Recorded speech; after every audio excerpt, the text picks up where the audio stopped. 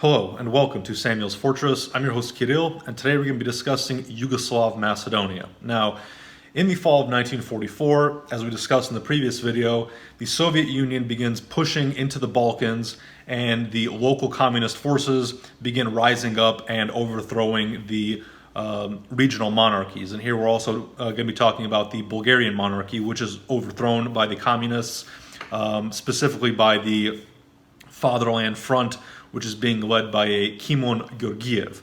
Now, once the Fatherland Front and the communists take control of Bulgaria, Bulgaria will switch sides from the Axis to the Allies. It will ally with the Soviet Union. And at that point in time, the Bulgarian military, now under this Fatherland Front, will begin pushing the German forces out of Macedonia, out of southern Serbia. And by November of 1944, the Bulgarian army and the Macedonian partisans have successfully expelled the German forces from the region. Now, although the Germans are pushed out of that portion of the Balkans, they're not completely expelled from the entire Balkan zone. The Germans will manage to entrench themselves in Western Yugoslavia. Here we're talking about the Sirmian Front. And this Sirmian Front, there we will have, again, the Germans fighting the various communist forces, and that the fighting on that front will last from the fall of 1944 into the spring of 1945. Ultimately, the Germans will lose on that front and will ultimately lose the entire war. Now, once the war is over in the spring of 1945, in Macedonia, the borders are basically returned to their pre-war status. As you may recall from the previous video, the Bulgarian monarchy was allowed to administer the region of Vardar Macedonia, the majority of the region of Vardar Macedonia. However, after the war, that territory is returned to Yugoslavia, and basically the Macedonian region is partitioned in the same way that it was prior to the war, Vardar Macedonia being under Yugoslav control, Pirin Macedonia being under Bulgarian control, and Aegean Macedonia being under Greek control. Now, if we look at what's going on in Yugoslavia, here we see that the Yugoslav communists, the Yugoslav partisans, are basically organizing a provisional government, which is known as AVNOI. AVNOI stands for the Anti-Fascist Council for the National Liberation of Yugoslavia. And this communist provisional government, which will lead to the formation of this communist Yugoslavia, this council, AVNOI, will basically design the structure of this Socialist Federal Republic of Yugoslavia, which will be led by Marshal Josip Broz Tito. And the way Yugoslavia is formed is with 6 republics and 2 autonomous provinces. These 6 republics that will comprise Yugoslavia will be Slovenia, Croatia, Bosnia and Herzegovina, Serbia, Montenegro, and Macedonia. The 2 autonomous provinces which are located within the Republic of Serbia are Vojvodina in the north and Kosovo in the south. Now, within the Macedonian Republic itself, we have a separate provisional government known as ASNOM. ASNOM stands for the Anti-Fascist Assembly for the National Liberation of Macedonia, and this will be the provisional government of the Macedonian Republic. And the president of ASNOM and of the future People's Republic of Macedonia will be Metodija Andonov, also known as Cento. Now, once ASNOM is formed, and the Macedonians, here we're talking about Macedonian partisans, begin forming the structure of this new Macedonian Republic, Tito begins sending representatives to ASNOM to ensure that the Macedonians kind of stay within the boundaries of what is acceptable to the Yugoslavs. And they want to make sure that this new Macedonian Republic, this People's Republic of Macedonia, will ultimately serve Yugoslav interests. And here, Tito basically sends his representative, the main guy in Yugoslav Macedonia, a Svetozar Vukmanovic. And what the goal here is of Vukmanovic and of Tito in Yugoslavia is to systematically eliminate the Bulgarian element from Macedonia in order to serve these Yugoslav interests. Basically, here we see a revival of this old Serbian-style policy of artificial Macedonization that was present in the 19th century, and which was thought up by Stoyan Novakovic. That's something we discussed a bit in previous videos. But basically here, I don't really have time to get into the Tito-Stalin split and all the controversies and conflicts that emerged between Yugoslavia and Bulgaria after the war. That'll be a separate video in the future. But there is a tense relationship that ultimately ends up developing between Yugoslavia and Bulgaria, and the Yugoslavs again wish to separate the Macedonians from the Bulgarians in order to keep those two entities separate in order to serve their own interests. And here there are also Macedonians who collaborate with this Yugoslav project. Here we're talking about people like Lazar Kolishevsky, Blaže Koneski, Mihailo Apostolski, and so forth. Once the Yugoslavs managed to infiltrate and co-opt Osnom, we see a number of anti-Macedonian policies being implemented by the Yugoslavs. One of the main policies that they implement is an artificial standardization of the language in Macedonia, which heavily Serbianizes the language. This is being done by Blaže Koneski. He's kind of the main guy in charge of this, and there's quite a bit of protest to this standardization of the Macedonian language. We see the famous Macedonian poet Venko Markovski openly object to this standardization and Serbianization of the Macedonian language.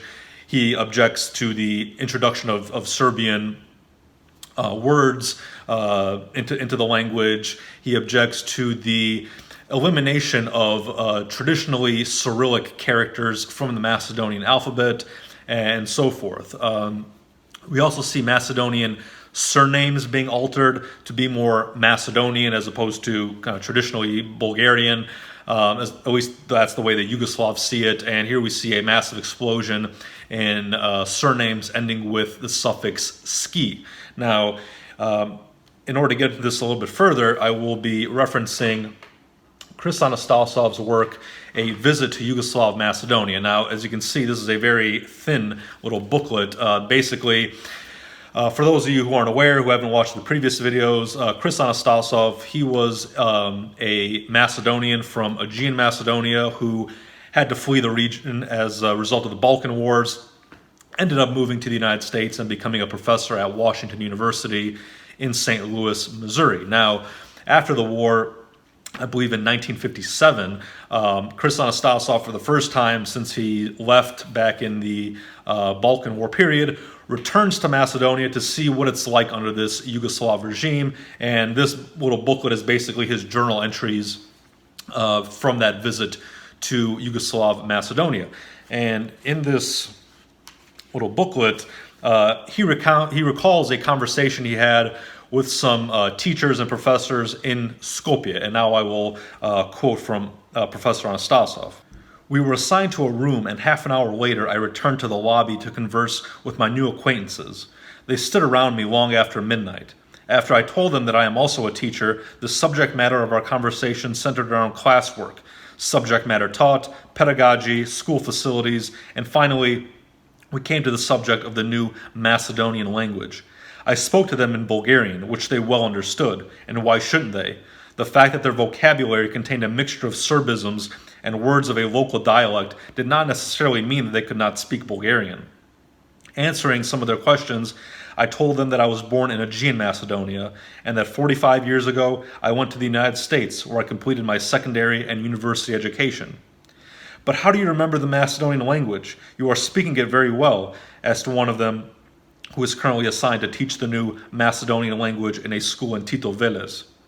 "Young man," I said, "the language with which I am now conversing is not the Macedonian language. It is Bulgarian. It is the language of your father and mother, as it is the language of my father and mother. I am of Macedonian descent, as you are. I learned to speak Bulgarian in the village where I was born and in the city where we later moved to live, Lerin, which is now, as you know, under Greek rule. I left Macedonia in 1912 while the country was under Turkish rule. In what is now Greek or Aegean Macedonia and also Yugoslav or Vardarska Macedonia, there were hundreds of Bulgarian primary and secondary schools, churches and monasteries. Where are they now, I asked. Here in Skopje prior to 1912, I continued, there were several primary schools and the well-known St. Kirill and Metodia Gymnasia. What happened to them, huh? In addition, there was also a Bulgarian pedagogical school in Skopje, whose director was the noted Bulgarian Macedonian revolutionist Hristomatov from Struga. What became of this school, I asked again. My listeners began to show signs of bewilderment. No one was in a position to answer my inquiries. On the way to my room at the end of our interesting discussion, one of these young teachers approached me and said in a low voice that his father had told him about the Bulgarian schools in Bitola and also about those in other cities and towns throughout Macedonia prior to 1912. Yes, I said, your father has told you historic facts. My brother, who now lives in Sofia, Bulgaria, attended the Bulgarian gymnasium in Bitola. But can you tell me, I asked, what became of the Bulgarian gymnasia in Bitola? At that time, the young man's reluctance to indulge in further discussion of such matters was obvious. Now, Chris Anastasov will go into much greater detail as far as his observations on the developments in Yugoslav Macedonia regarding names, the language, and so forth. And here I will quote from him in that regard. Chris Anastasov writes, the local Macedonian Bulgarians were forbidden then, as they are now, to use their centuries-old mother tongue, the Bulgarian. Before 1919, Belgrade called the Macedonian Bulgarians pure Serbs. Ignoring the geographic historical concept of Macedonia, the Belgrade regime renamed the country as Southern Serbia. Using every possible means of assimilation between 1919 and 1939, Belgrade failed to Serbianize the Macedonian Bulgarians. Familiar with this fact and working to attain the same objective, Tito and his chief of police, Rankovic, began to apply a different but far more crafty method. They announced to the world that they would recognize the name Macedonia and permit the local population to use the, quote, Macedonian language. While before the war, King Alexander's regime had changed the names of the local Bulgarians by adding to their last names the suffix ich instead of ov, Tito's Skopje emissaries now changed the suffix ich to that of ski, which is supposed to be a Macedonian ending. For centuries, it has been known that in Macedonia, the local Slavic population speaks the Bulgarian language. This fact has been scientifically proven by leading Slavic philologists such as Kondakov, the Czech historian Šafarik, Vratoslav Jagic, Professor Florinsky, Professor N.S. Deryavin, and Professor Paul N. Milyukov. But in Macedonia live also the following ethnic groups which speak their own language: Albanians, Turks, Greeks, Aromanians, and Jews. The Serbs call the Macedonian Bulgarians Bugari. The Greeks are calling them Vulgaros, while the Turks call them Bulgari Millet. These facts are known to everyone who has visited Macedonia. In Switzerland, it is well known there also live different nationalities: French, German, and Italian. Each one of these ethnic groups respects the spoken language of the other. Until now, to no one in Switzerland has it ever occurred to say that the French, the German, or the Italian speak a separate Swiss language. Such a language never did exist and it never will. Has it ever occurred to anyone in the United States or Canada to say that we speak a separate American or Canadian language? Such an assertion would be absurd and laughable. Similarly, in Macedonia, there is no Macedonian language. The language which the Macedonian Slavs speak is Bulgarian, phonetically and its grammatical construction. By creating a new Macedonian language, Tito, Rankovic, and company are attempting, by an indirect method, to Serbianize the Macedonian Bulgarians. They are hoping to instill in the minds of the Macedonian Slavs the idea that they are not Bulgarians, but simply Macedonians, and that they should renounce their Bulgarian past, their traditions, and their culture. Should they succeed in this effort, the process of assimilation and Serbianization would be hastened more and more. While in Skopje, I was interested to find a newspaper published in communist Bulgaria, but none were to be found. Not even Rabotnichesko Delo, the official organ of the Bulgarian Communist Party. Why are Tito's Serbo-communists of Skopje afraid to allow Bulgarian newspapers in Macedonia? Newspapers and books are being published today in Skopje, the so-called capital of the Federal People's Republic of Macedonia, and they are written in a dialect spoken only in northwestern Macedonia. The other parts of Macedonia were neither asked nor taken into consideration when the new Macedonian language was organized. But even this Macedonian dialect, the basis of the new Macedonian language, is greatly distorted. It has been mixed more and more with Serbian words, which have never before been used by the local population. With the announcement of the new Macedonian language, it was necessary that this new language should have its own grammar. Tito's Skopje emissaries were incapable of writing such a grammar. For that purpose, two Soviet philologists came to Macedonia to study the speech of the local population, according to which they were to organize the grammar of the new Macedonian language. After several months of work, these Soviet philologists completed their project. When they compared the grammar, which they compiled on the basis of the local speech of the population, they saw, to their amazement, that it was identical with the grammar of the Bulgarian language. The well-known Russian journalist Ilya Ehrenberg had visited Macedonia 9 years ago. In writing his observations, Ehrenberg pointed out that the language which the local population speaks is Slavic, but it is much nearer to Bulgarian than to the Serbian language. While the passage of Ehrenberg's article was published in Bulgarian communist newspapers, it was intentionally deleted from Tito's paper Nova Macedonia, edited and published in Skopje, Macedonia by Serbo-communists. The significance of this distortion, of course, is self-explanatory. Now, Professor Anastasov's observations in Yugoslav Macedonia are supported by external sources. Here, I'm going to be talking about the American Central Intelligence Agency, the CIA, who at this time in the late 40s and early 50s has agents, spies, located within Yugoslav Macedonia to report back to the United States what is going on in this region, to report back what the developments are within Yugoslav Macedonia. And one of the reports that is prepared by one of these CIA agents I have right here, and it is entitled Transmittal of Document Relative to the Macedonian Question in Yugoslavia. And this was a document that was distributed within the CIA in February of 1950, and which was declassified to the public for public release in December of 2001. And I will put a link to this report in the comments section of the video so you can read it in its entirety. But here I will quote briefly from it in regard to this new Macedonian language. The CIA agent observes that, quote, they, the Yugoslav communists, created the Macedonian language. All family names were altered. Books are printed in Macedonian, which the Macedonians do not understand. Many communists oppose the new language.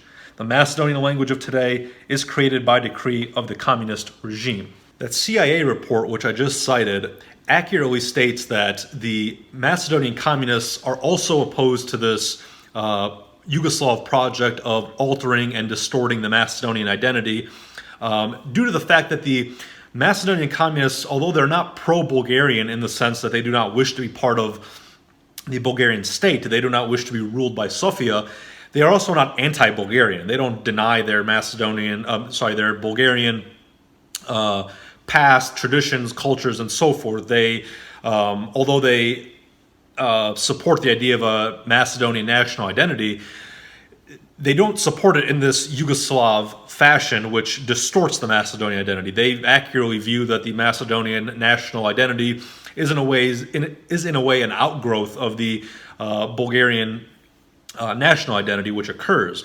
And like I said, therefore they are opposed to this artificial identity that is put forward by the Yugoslavs. And in order for the Yugoslavs to ensure that their project moves forward without opposition from the Macedonian communists, the Yugoslavs will pass laws that prohibit opposition to their Macedonist project.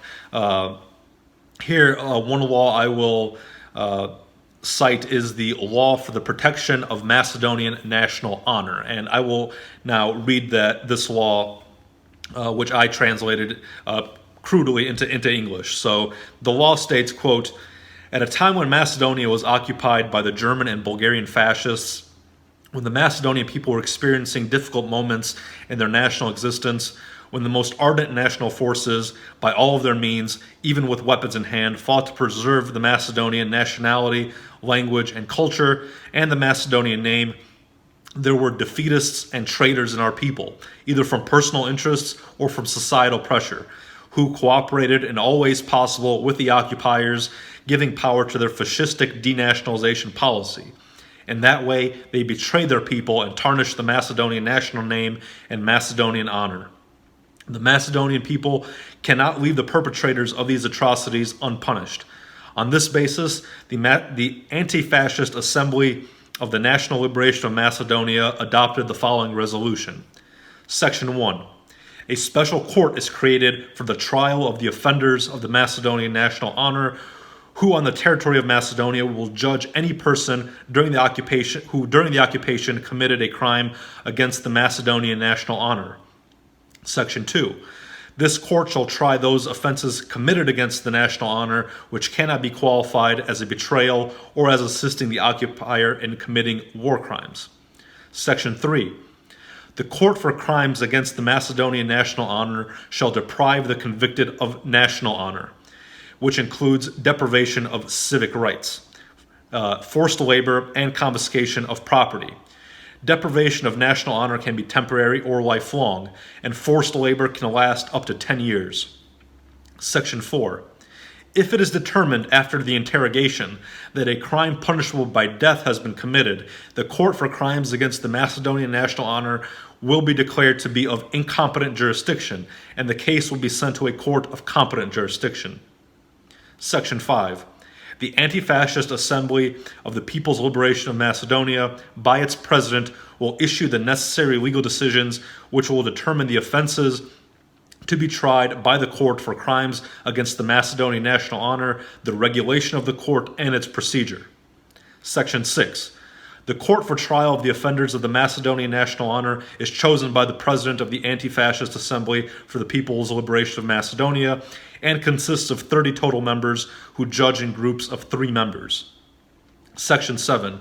The president of OSNOM appoints the public prosecutor for the courts of national honor. Section 8. This resolution shall go into effect on the date of publication. So you can see here in this law for the protection of Macedonian national honor, a copy of which I have here as it was published in the Yugoslav newspaper Nova Macedonia, is an extremely Orwellian statute. It basically projects onto the Macedonians the crimes that the Yugoslavs themselves are committing towards them. Basically, the Yugoslavs themselves are engaging in a attack on the Macedonian national honor, the language, the identity of the people, and it is projecting the crimes that the Yugoslavs themselves are committing onto their victims. And it is also, as you can see here, setting up kangaroo courts. Basically, the Yugoslavs will create the courts, they will appoint the judges, they will appoint the prosecutors, they will determine what the laws are, and they will determine what the punishments are. So this is a complete farce on behalf of the Yugoslavs, and it will result in complete and total absurdities on the ground. For example, during the first session of OSNOM, prior to the Yugoslav infiltration of that organization, the Macedonian partisan revolutionaries, they sang the anthem of the old IMRO, of the Internal Macedonian Revolutionary Organization, the March of the Macedonian Revolutionaries. And what the Yugoslavs do once they get in there is they ban that anthem. So even the songs of the Macedonian partisans are banned as Bulgarophilic by the Yugoslavs. As you can imagine, there is quite significant pushback in Macedonia against these laws, against the Yugoslav policies in general. And there's also outrage within the Macedonian communists themselves, who, as a result of these Yugoslav laws and policies, will meet to pass a nearly unanimous resolution for the secession of Macedonia from Yugoslavia. And here in this CIA report, which I just referenced previously, the report references this resolution, now quoting, "The resolution was accepted with joy by the communist authorities in Macedonia. The Macedonian parliament was ready to proclaim the secession of the People's Republic of Macedonia from Yugoslavia and its incorporation into Bulgaria." The report goes on to state, "Tito thought that by creating the Macedonian language, he would win the Macedonian people, above all the weak Macedonian intelligentsia, who are mostly educated in Bulgaria and thought pro-Bulgarian. In the beginning, it appeared that he was fully successful and that the People's Republic of Macedonia is his most faithful republic. Such was the situation as long as the Macedonian intelligentsia, exploiting the rights awarded by Tito, thought that they were drifting away from the Serbs and away from Belgrade. It was the trend towards independence with the Common Form Resolution. However, the same Macedonian communist intelligentsia believed that the time had come to show their true colors and manage the following steps: incorporate Macedonia into Bulgaria. In the aftermath of this resolution, we will see the president of the People's Republic of Macedonia, Metodia Andonovcento, resign from his post as president of the People's Republic of Macedonia and begin working towards secession of Macedonia from the Yugoslav Federation. Now, he, along with many others, will be arrested for these anti-Yugoslavian activities, and Cento in particular will be sentenced to 10 years hard labor at Idrizovo. Also, Venko Markovski, the Macedonian poet, which we referenced previously, will also be sentenced to the prison camp at Idrizovo for his anti-Yugoslav activities. Markovski will, once released from Idrizovo, will continue his anti-Yugoslav activities and will be sentenced later to 5 years hard labor at the prison camp at Goli Otok for writing a poem which was critical of Marshal Tito.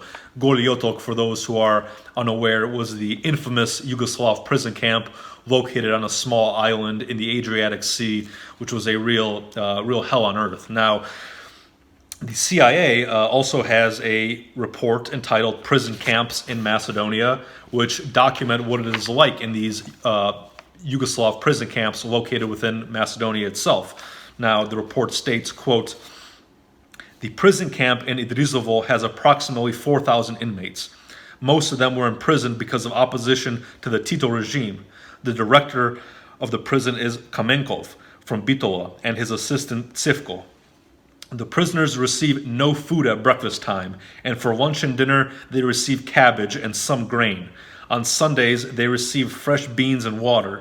Working prisoners receive 600 grams of bread per day. Non-working prisoners receive 350 grams per day. In spite of the meager diets, the prisoners are forced to do manual labor in the fields and on road construction. The following are prison camps in the Skopje area where political prisoners are interned. Camp at Zagrebačka Street, Skopje. Camp at Vodno, a village near Skopje. Camp near the Auto Command in Skopje. Taftalize Camp. Camp in Sarai. And camp at Mount Skopska Crna Gora. A prison camp which has 700 political prisoners is located near Leskovac, Macedonia. The prisoners are working on a new road which will connect Tetovo and Sveti Naum. The director of this camp is Rajko. Near the village of Trepeca, Macedonia, is a camp which has 500 political prisoners. 2 prison camps are located near Bitola, one in Magarevo and one in Radobor. So here is a list of the prison camps in Macedonia as documented by the CIA and the conditions within those camps. And ultimately, about 1,300 is estimated Macedonians will be sentenced to death under these laws, and many, many more will be imprisoned in these labor camps as a result of their opposition to the Yugoslav policies. Cento himself, at the end of his 10-year term at the prison camp in Idrizovo, will die very shortly after his release due to the starvation and torture which he suffered in the camp. Now, what is the ultimate impact? What is the ultimate consequence of these Yugoslav policies on the Macedonian question? Well, ultimately, they will derail and artificialize the Macedonian national development. As I've gone over in quite some detail in previous videos, since 1878, with the birth of the Macedonian question, we see a natural and organic Macedonian ethnogenesis. We see how the Macedonian nation is birthed and how it is slowly developing into a separate national identity and a separate ethnic identity. And what these Yugoslav policies do is that they basically pervert this natural and organic Macedonian ethnogenesis in order to suit the goals of the Yugoslav government. Absent these Yugoslav policies, Macedonia would have had a decades or maybe even a centuries-long process of natural ethnogenesis, where the Macedonians slowly would have developed their own national consciousness, ethnic consciousness, where some of the disagreements between Macedonians as far as how much the Bulgarian identity should be emphasized within this new nation, all those questions could have been naturally sorted out and developed over the decades, over the centuries, had this been allowed to develop naturally. But again, we see what the Yugoslav policies do is they derail this natural and organic process and pervert it in order to suit, again, their interests. And these Bulgarian policies aren't just anti-Bulgarian, they are deeply anti-Macedonian, because again, they're not just removing the Bulgarian element from Macedonia, they are again perverting the natural Macedonian national development. So this is why these Yugoslav policies were extremely detrimental, and this distortion of the Macedonian identity done at the hands of the Yugoslavs still echoes today, as this mindset that was created by the Yugoslavs still results in the inability of a lot of Macedonians to deal with these topics surrounding Macedonian history and the Macedonian ethnogenesis objectively. Now, I would like to end this video and this 20-part series on the Macedonian question ranging from antiquity to the 20th century with a quote from Professor Chris Anastasov. "Freedom is the same in every language. The aspiration of humanity for justice, truth, and mercy are the same in every language. A new term and its old implications stand across our path. This term is the Iron Curtain, a result of the world's ideological differences. Now again, the world reads of countries in the shadow of the Iron Curtain: Albania, Bulgaria, Czechoslovakia, Hungary, Poland, and Romania. Ideologically, and to a high degree politically, in these groups of states, we find Yugoslavia the most grotesque and the most disliked by its constituent races and nationalities.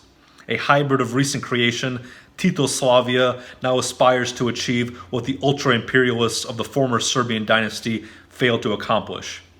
In the heart of the Balkan Peninsula lies the region known from ancient times as Macedonia. It is the same country that St. Paul saw in his vision. Quote, "There stood a man of Macedonia and prayed him, saying, 'Come over into Macedonia and help us.' Yet it is the same country which now stretches hands across the seas and pleads for redeeming help."